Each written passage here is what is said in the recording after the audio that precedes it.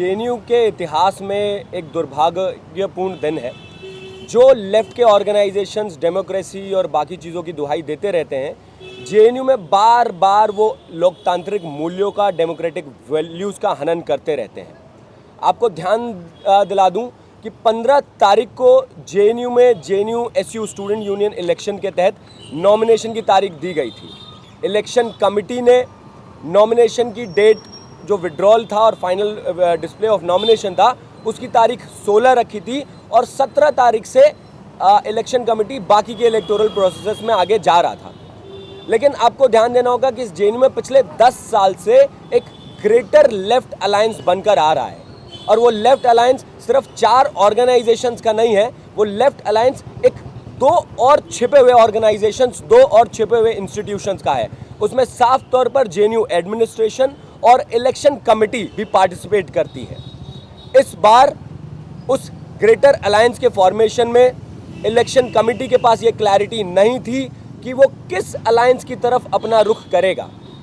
इसी को ध्यान में रखते हुए इलेक्शन कमेटी ने 16 तारीख को होने वाले विथड्रॉल को लेफ्ट के प्रभाव में, आईसा एसएफआई के प्रभाव में आकर, उनके लीडर्स के प्रभाव में आकर एक दिन एक्सटेंड किया ताकि ये जो लेफ्ट अलायंस है एक दिन का और समय बाई कर सके अपने कंसेंसस पे आने के लिए। और वो कंसेंसस क्या था कि कौन सी पार्टी अध्यक्ष पद पर लड़ेगी।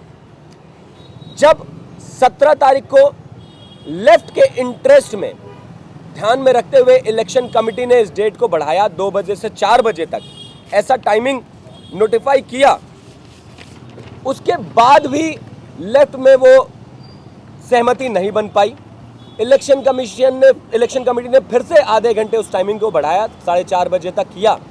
उसके बाद भी मैं बताऊं कि 2 दिनों की उछल कूद, 2 दिनों की उहापोह के बाद भी वो इस कंसेंसस पर नहीं बन पाए और 2 डिफरेंट अलायंसेस हमारे सामने बनकर आए। अब इलेक्शन कमेटी के पास क्लैरिटी नहीं थी कि वो किस अलायंस की बात सुने, किस एसएफआई की लीडरशिप या आईसा की लीडरशिप की बात सुने। उसने अनडेमोक्रेटिक तरीके से 17 तारीख को, मैं बता दूं, 17 तारीख को शाम के 7 बजे फाइनल लिस्ट ऑफ कैंडिडेट्स आ गई थी। हमारे पास फाइनल लिस्ट ऑफ कैंडिडेट्स है। वो आने के बाद इलेक्शन कमीशन, इलेक्शन कमिटी सिर्फ और सिर्फ अपने आकाओं को खुश करने के लिए एक और नोटिफिकेशन निकालता है, जिस नोटिफिकेशन के तहत नॉमिनेशन की डेट को आधे घंटे के लिए और खोला जाता है 18 तारीख को। आपको यह ध्यान देना होगा कि शायद ही जेएनयू एसयू के इतिहास में या किसी भी छोटे बड़े चुनाव के इतिहास में ऐसा हुआ होगा कि एक बार फाइनल लिस्ट ऑफ कैंडिडेट्स आने के बाद भी विंडो ओपन करी जा रही है। अखिल भारतीय विद्यार्थी परिषद और बाकी आम छात्रों ने भी इस दबाव पे, इलेक्शन कमेटी पे जो दबाव लेफ्ट अलायंस बना रही है, उसका विरोध किया। लेफ्ट अलायंस ने इलेक्शन कमेटी पे 17 तारीख को शाम के 5 बजे तोड़ फोड़ भी की, इलेक्शन कमेटी को इस्तीफा देने तक के लिए मजबूर किया। और आज स्थिति यह है कि इलेक्शन कमेटी उनके दबाव में आकर अपना काम छोड़कर, अपना ऑफिस बंद कर चुनाव को स्थगित किया हुआ है। और मैं ये बता दूं कि इलेक्शन कमेटी का डिसीजन नहीं, ये आईसा और एसएफआई का डिसीजन है कि जब तक वो अलायंस फॉर्म नहीं कर देते तब तक इस इलेक्शन को स्थगित किया जाए। लेफ्ट का यही इतिहास रहा है कि बस्ती भी हमें जलानी है और मातम भी हमें मनाना है। वीडियो सबके सामने है किस प्रकार आईसा के पूर्व छात्र संघ अध्यक्ष ईसी के साथ गाली गलौज करते हैं, मारपीट करते हैं। इलेक्शन कमीशन पे टाइम, इलेक्शन कमेटी की तरफ से टाइम दोबारा नहीं बढ़ाने की वजह से शीशे फोड़ते हैं, वहाँ पे इलेक्शन कमेटी के लोगों को घायल करते हैं।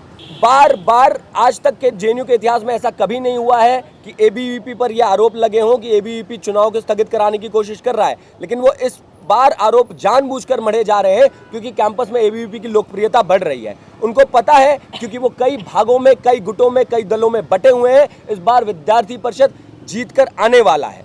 इस जीत को वो पचा नहीं पा रहे हैं, छात्रों के बीच की लोकप्रियता नहीं बचा पा रहे हैं, इसलिए ऐसे फर्जी बातें, ऐसे फर्जी र्यूमर्स छात्रों के बीच, मीडिया के बीच, लोगों के बीच पहुंचा रहे हैं। जी, हम चाहते हैं कि जो इलेक्शन कमीशन, इलेक्शन कमेटी की तरफ से 17 तारीख को फाइनल लिस्ट ऑफ कैंडिडेट्स आए थे, उस लिस्ट ऑफ कैंडिडेट्स के साथ, उस डेमोक्रेटिक प्रोसेस के साथ, ईसी के गिवन शेड्यूल के साथ इलेक्शन को प्रोसीड किया जाए, स्मूथली प्रोसीड किया जाए।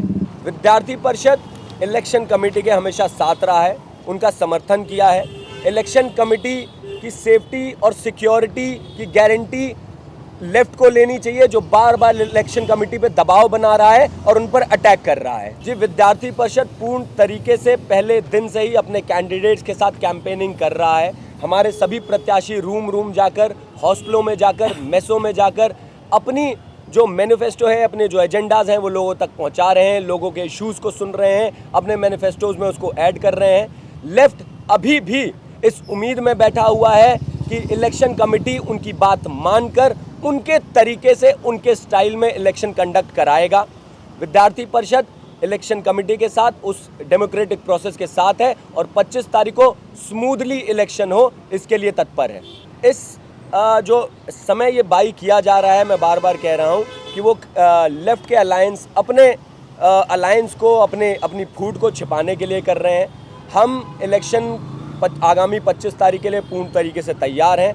हम इलेक्शन, चूँकि जो इलेक्शन सितंबर में होने चाहिए थे वो किन्हीं कारणों से आकर अप्रैल में हो रहे हैं, हम तब भी तैयार थे, हम अब भी तैयार हैं और आगे भी तैयार रहेंगे। हमारे साथ इस समय अखिल भारतीय विद्यार्थी परिषद से जो इस बार जेएनयू एसयू में उपाध्यक्ष का चुनाव लड़ रहे हैं नीतू गौतम, वो इस समय हमारे साथ मौजूद हैं, उनसे बात करेंगे। जेएनयू हमेशा से चर्चाओं में रहा है, इस बार का चुनाव भी कई सारे सवाल लेकर के आया है और इतिहास में पहली बार ऐसा देखने को मिल रहा है कि विड्रॉल की डेट एक्सटेंड कर दी जाती है, विंडो ओपन कर दी जाती है। तो क्यों हो रहा है ऐसा जेएनयू के चुनाव में इस बार? जैसे हम कोई भी संविधान देखते हैं, अगर कोई कैंडिडेट लाइन में है तो उन लोगों को टाइम दिया जाता है। जैसे मान लीजिए 5 बजे तक लास्ट है, तो अगर वो 5 बजे से पहले लाइन में खड़े हैं तो उन लोगों को अलाउ करेगा। लेकिन यहाँ पे सीन क्या हुआ कि 24 आवर्स का शेड्यूल पोस्टपोन किया है और बार बार ईसी जो है शेड्यूल के हिसाब से ना चला के, लेफ्ट अलायंसेस नहीं बन पा रहा, आपस में झगड़ा हो रहा है, उनके आपस में अलायंसेस नहीं बन पा रहा। जब तक अलायंसेस नहीं बनेगा तब तक ये पोस्टपोन करेगा। ये बेसिकली लेफ्ट और ईसी दोनों की गठबंधन से ये चल रहा है। ये ईसी पूरा बयास्ड है, ईसी शुड बी अनबयास्ड, बट ये पूरा बयास्ड चल रहा है। लेफ्ट की जैसे लेफ्ट बोलेगा वैसे ईसी चल रहा है। लेफ्ट हो गया या तमाम जो केंद्र के हिसाब से, केंद्र सरकार के हिसाब से जो विपक्षी दल हैं, वो हमेशा से केंद्रीय चुनाव आयोग पर आरोप लगाते रहे हैं कि ये जो है बायसनेस कर रही है, ये जो है सत्तारूढ़ पार्टी के साथ है। लेकिन एक्चुअल में जहाँ पर हम देख रहे हैं, अगर देखा जाए तो ऐसा तो कहीं नहीं आज तक देखा गया कि विड्रॉल का डेट एक्सटेंड कर दिया जाता है, अलग से विंडो ओपन कर दिया जाता है। तो क्या आप कहना चाहेंगे एबीवीपी का अगला कदम क्या होगा इसको लेकर के? जी, अभी एबीवीपी का एक ही है कि चुनाव एज पर शेड्यूल होना चाहिए और ईसी जल्दी से जल्दी रेज्यूम करना है। अभी हॉल्ट है, अभी काम नहीं कर रहे कल से, जल्दी से जल्दी रेज्यूम होना है और एज पर शेड्यूल 25 को इलेक्शन होना चाहिए ही चाहिए। और अगर इलेक्शन पोस्टपोन किया जाता है, क्योंकि जैसे आप बता रहे हैं कि पूरा डिले किया जा रहा है, काम रोक दिया है इलेक्शन कमेटी ने, अगर डिले होता है तो एबीवीपी का क्या स्टेप होगा अगला?